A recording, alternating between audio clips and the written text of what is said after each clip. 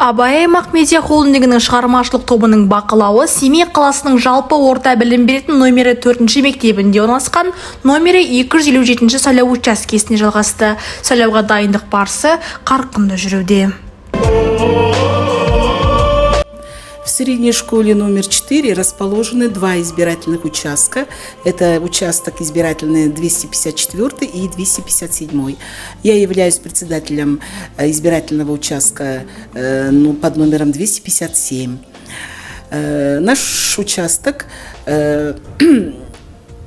оснащен всеми необходимыми материалами. Число избирателей у нас составляет 2560 избирателей. 20 ноября, я думаю, выборы пройдут на высоком уровне.